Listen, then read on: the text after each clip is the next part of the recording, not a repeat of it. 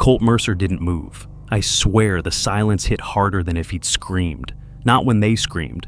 Not when the Bugatti sank into his field like it belonged there. Mud flew. One heel snapped. A white dress hit the ground and stayed there. The twins shouted for help. He didn't even blink, just tapped his phone once, then let it rest in his palm. The no trespassing sign leaned crooked behind them. Still readable. Still ignored. Colt smiled. Barely. Not at them. At the mud. It had taken weeks to soften that patch. Now it was working, exactly as planned. Madeleine didn't stay for the stares. She never did. She walked back inside the diner, same booth, same cracked window, same coffee she never finished. No one followed, but they watched. The hum of the jukebox filled the quiet, faint, tinny. A song from before 2006, before sand, before scars. The walls were yellowed from time, not smoke. One frame hung crooked above the register, a black and white photo. 1979, a man in oil-stained jeans shaking hands with a Marine. The sign beneath read, "We serve those who've lost everything." That was her father, Jack Kerr. No medals, no speeches, just a man who built this place nail by nail. He didn't name it after himself. He called it the Holdout. People used to ask why. He'd just smile. Because some folks don't walk away. Madeleine was 10 when he said that. 16 when he was buried with a folded flag. He left no inheritance, just a toolbox, a worn apron, and a promise. Keep the lights on. Keep the doors open. And don't let anyone rewrite why. So, she didn't sell, didn't rent, didn't argue when the HOA formed around her. She just watched. Watched the rules shift like sand.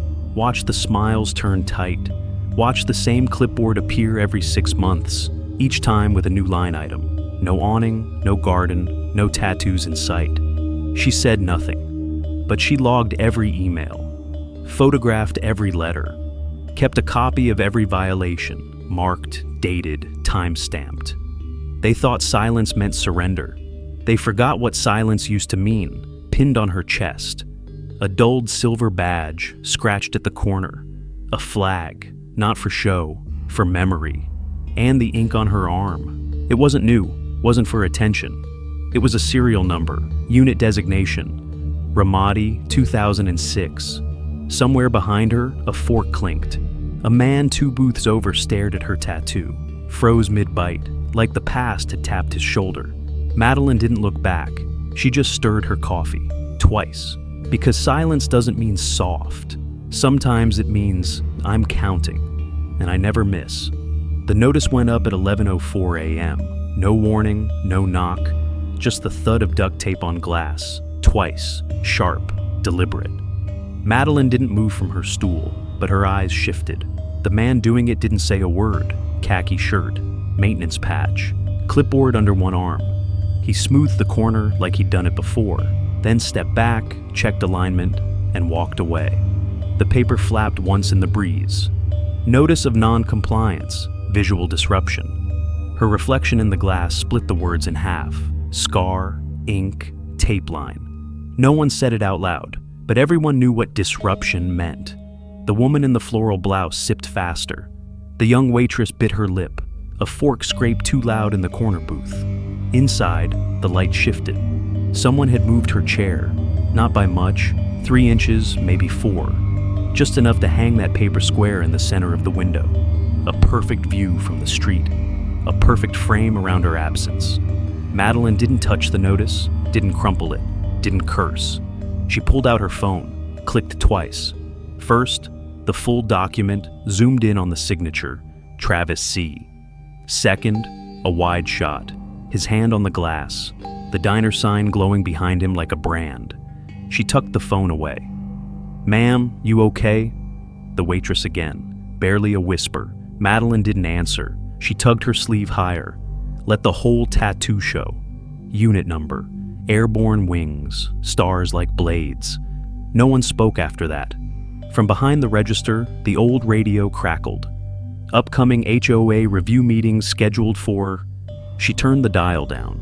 They were playing it by the book. That was the game. They'd file it under aesthetic inconsistency. Nothing about her service, nothing about her rights, just the look of her. She knew what they were doing. She'd seen it before, in cities they never visited, in rules they never read. Dress it in paperwork, wrap it in policy. They wanted her gone, wanted her quiet. But Madeline Kerr didn't break things. She recorded them, cataloged them, made sure every move had a shadow, and in silence, she made room for the next mistake they were about to make. Sometimes a moment like that stays with you longer than you expect. You remember times when you said nothing, just watched, just waited, because the rules weren't made for you. If this story brought something up, feel free to leave a trace below. We're building a space for people who don't shout, but don't back down either. She didn't tear it down, didn't touch it, not even once. Every morning at 6:40, Madeline stepped outside with a folded cloth and a bottle of glass cleaner. She wiped the diner window in long, even strokes, always stopping precisely at the edge of the tape notice. Never over it, never around it, just to the border. By the third day, the ink had started to bleed. By the sixth, the paper curled at the corners, catching sun and wind. By the 10th, it looked older than it was, like something that had been wrong for years, but it stayed. She let it rot in place and let the town watch it happen. Inside, the camera above the register had been tilted slightly, just enough to frame the notice from behind the glass. A blinking red dot marked the hours. It blinked slowly, patiently, quietly collecting time. The maintenance guy never came back. Neither did the clipboard. But one Tuesday morning, a man in a baseball cap and Vietnam veteran vest paused mid-step. He glanced at the paper, then at her arm, then back at the paper. "You Army?" he asked. Madeline didn't speak. She just raised her sleeve. The wings, the stars, the numbers. His eyes lingered. He nodded once and kept walking. That was the first shift. The first one who didn't look away. Later that week, she printed a copy of the HOA email, the one citing visual disturbance. She placed it neatly beside the cash register, just under the candy jar, highlighted the line with the phrase, "concern among residents." Didn't mention it to anyone, didn't post it, just left it where people pay. On Thursday, a gust of wind tilted the old diner sign above the front awning. The bolts groaned. Madeline brought out the ladder herself, held the frame in one hand, socket wrench in the other. She tightened it while the camera blinked. Click, click. One woman across the street watched from her porch, squinting into the light. No HOA crew had touched that sign in over 5 years. That's when people started to notice, not what she said, but what she fixed and what they didn't. The board thought she was stalling. She wasn't. She was archiving. For the moment, it all tips. He slammed his palm on the counter, hard enough to rattle the sugar jar. The room tensed, but no one moved. "You think that scar makes you special?" Travis said. His voice carried, too loud, too rehearsed. "You think veterans get a free pass from the HOA now?" Madeline didn't flinch, didn't lift her head. She just reached beneath the register and placed a slim black folder on the counter. Soft leather, thin spine. She opened it slowly, turned 3 pages, stopped. It was printed, highlighted, 1 page, 1 line, and 1 digital signature. "I will handle this item personally by week's end. Travis Kane." She didn't read it aloud, didn't need to. She kept her eyes forward, tilted her head, just slightly, then pushed the folder across the counter. Not toward Travis, toward Eli Barton, seated just a few feet away with his coffee. The old man looked down, looked up, didn't speak. Travis stepped forward, reached out. Eli's cane tapped once on the edge of the folder, stopping his hand midair. No words, just wait. The diner went still. A woman in the back slid her phone out quietly. Camera on, frame locked. Travis backed off half a step, looked around, then tried to laugh. "She's playing you all," he said, voice thinner now. "I mean, who even knows if that ink's real?" His eyes darted down to her arm, the scar, the symbol. The silence around him felt heavier than noise. Madeline turned the folder back around, closed it, set it down next to the tip jar. The folder never left the counter after that. Every customer could see it, every page still marked, every signature still intact. That night, someone leaked a clip from the security feed. Travis's voice, grainy but clear. "She thinks that tattoo means something. I don't care who she saved. One day, someone's gonna ask why you're still here." No threats, no slurs, just enough arrogance to slip past rules and straight into exposure. It hit local Facebook groups first, then the neighborhood thread. Then a reporter from town hall sent a message. "Can we verify this signature?" They could, and they did. Madeline never raised her voice, never filed a complaint. She just opened a page and let Travis read his own undoing. Travis stood at the podium like a man about to win something. Polished boots, fresh printouts, his voice loud and clear, too loud, too clear. And next on the list, violation of Community Standard 4.1.2, he read, barely glancing at the page. Display of oversized body art that disrupts neighborhood aesthetic. The door opened. Madeline didn't say a word.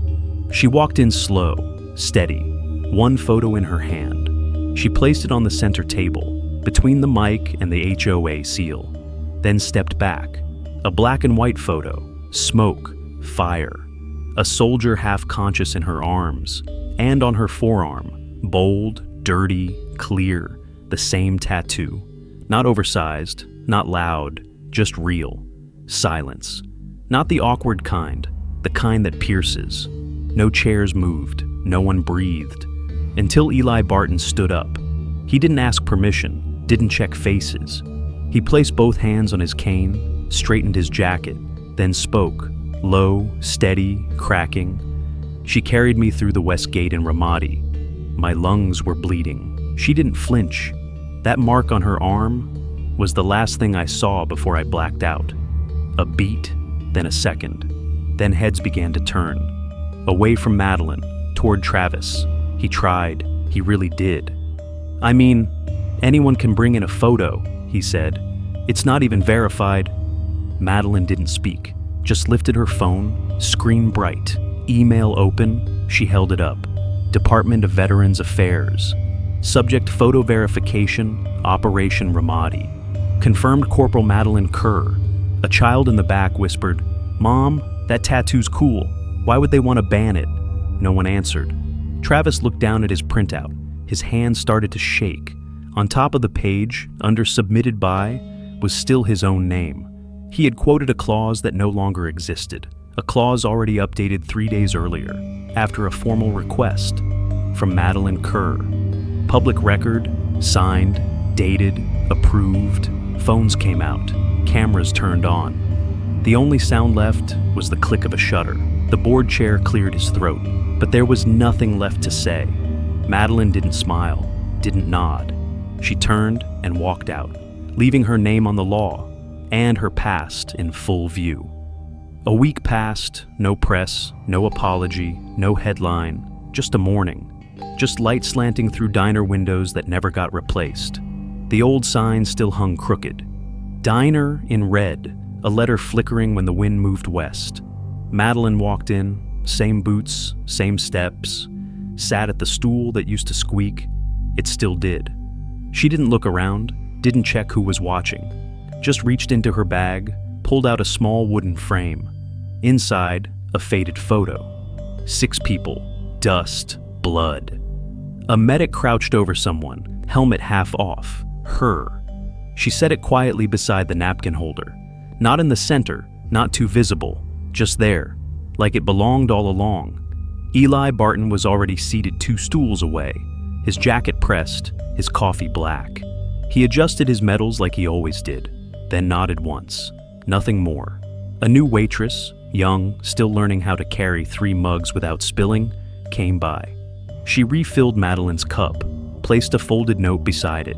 1 line, blue ink, neat cursive. "Thank you for all of it." Madeline read it once, folded it twice, slipped it into her coat pocket. She didn't smile, didn't tear up, but her hand stayed on the cup a second longer than usual. That was enough. The bell on the door chimed. A mother walked in, holding her son's hand. He pointed up, toward the back wall. New photo. Madeline, in uniform. Expression unreadable. Beneath it, a carved plaque. Some heroes don't wear capes, they wear scars. "Who's that?" the boy asked. The mother looked, saw the scar on the woman's arm, the way she didn't hide it, then whispered, "That's someone the town forgot. And now, we don't get to forget again." Outside, wind brushed against the windows. The corner of the old warning notice, the one Travis posted weeks ago, still clung to the glass. Madeline had left one edge up, just enough to see it yellow and crack. She didn't pull it off, didn't need to. She just sipped her coffee, eyes ahead. No movement, no signal. Because sometimes justice doesn't arrive with noise. Sometimes it just stays. Not everyone fights to win. Some just want no one to touch what they've guarded too long. Sometimes it's not the punch that stays. It's the chair she sat back in. Same place, same silence, the chipped mug, the worn wood counter, the photo that didn't ask to be noticed. Old things stay, not because they're loud, but because they outlast noise. Madeline didn't raise her voice, didn't correct the rumors. She just waited, let the wind blow the right truths forward. People saw. Eventually, they always do. Her scar never faded, but it stopped being a wound. It became a marker of where pain ended and ownership began. Justice doesn't need applause, only a place to rest its back, a window to let light in. Sometimes it's not about winning, but making sure the wrong can't stay standing. Let the loud talk, let the proud misjudge, let the dust settle. Because the quiet ones, they remember why they stayed, not just how they did. There's no need to prove who you are, just stay long enough for the truth to echo back.